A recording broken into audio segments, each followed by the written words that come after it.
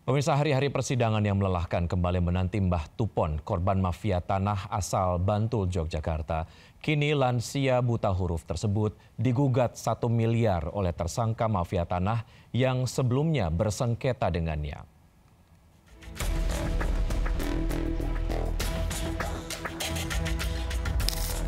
Mbah Tupon, korban mafia tanah warga Dusun Ngentak, Kelurahan Bangunjiwo, Kabupaten Bantul, Yogyakarta belum bisa hidup tenang.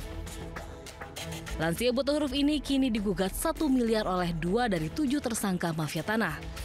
Alasan gugatan karena tersangka tak nyaman namanya viral setelah kasus mafia tanah terungkap. Gugatan perdata dilayangkan di Pengadilan Negeri Bantul dan sidang akan dimulai 1 Juli mendatang.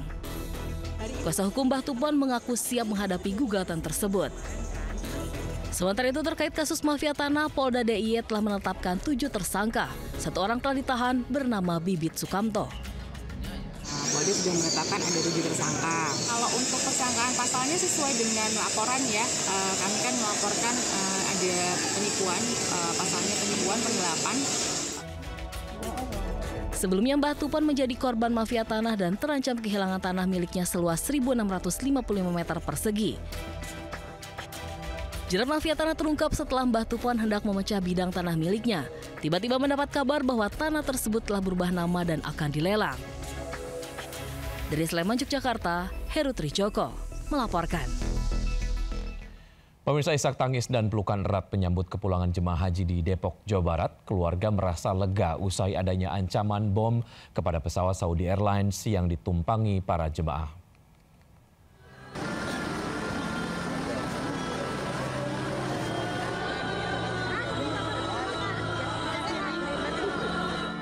Isak tangis mengiringi pelukan erat keluarga dan jemaah yang baru saja tiba di halaman Balai Kota Depok, Jawa Barat. Dengan penuh kelegaan, para keluarga menyambut jemaah yang baru saja melewati momen menegangkan usai ancaman bom dari orang tak dikenal yang terjadi di dalam pesawat saat terbang dari Jeddah, Arab Saudi. Meskipun dipastikan hoax, peristiwa itu tetap membuat trauma dan kekhawatiran mendalam khususnya di kalangan keluarga yang menanti di tanah air. Ada anak nanya, ada apa sih mama? Kata dia nanya itu. Katanya ada bom. Lah, juga tahu kan di situ.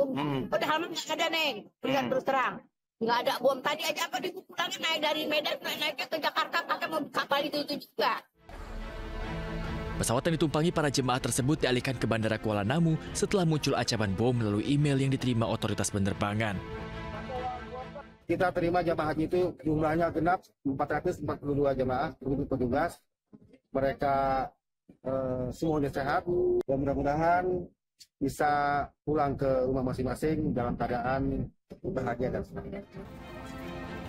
Pesawat Saudi Airlines SV5276 mengangkut 442 jemaah haji kepulangan dari Jeddah menuju Bandara Soekarno-Hatta Cengkareng.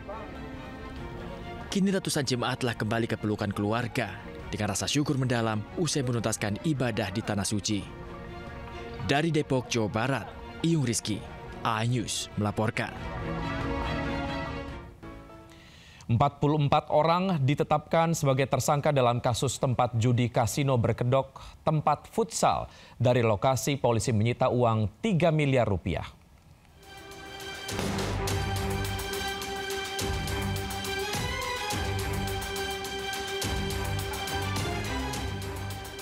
Polda Jawa Barat mengungkap kasus kasino yang berkamuflase tempat futsal di Jalan Ahmad Yani, Kecamatan Lengkong, Kota Bandung.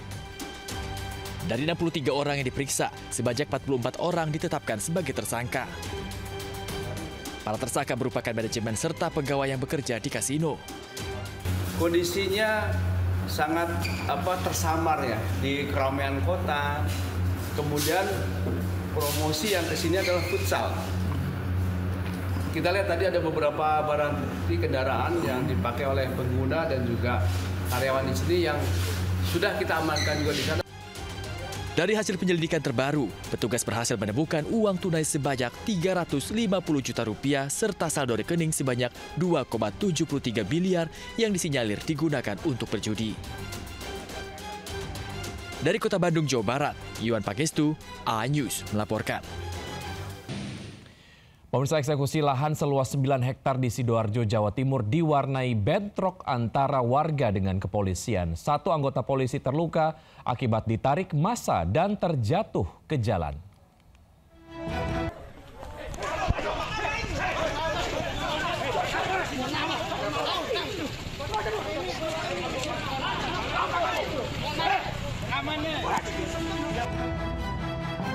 Eksekusi lahan seluas 9 hektar di Desa Tambak Oso, Kecamatan Waru, Sidoarjo diwarnai kericuhan. Kericuhan terjadi saat petugas keamanan dari Polresta Sidoarjo terlibat adu mulut dengan massa aksi pendukung termohon yang menutup akses jalan masuk menuju lokasi eksekusi. Akibat kejadian itu, satu anggota dari Polresta Sidoarjo mengalami luka di bagian pelipis karena terjatuh dari motor setelah ditarik massa aksi. Kuasa hukum termohon menyebut aksi penghalangan ini dilakukan karena pihak termohon tidak terima karena baru menerima surat pemberitahuan eksekusi pada pagi hari.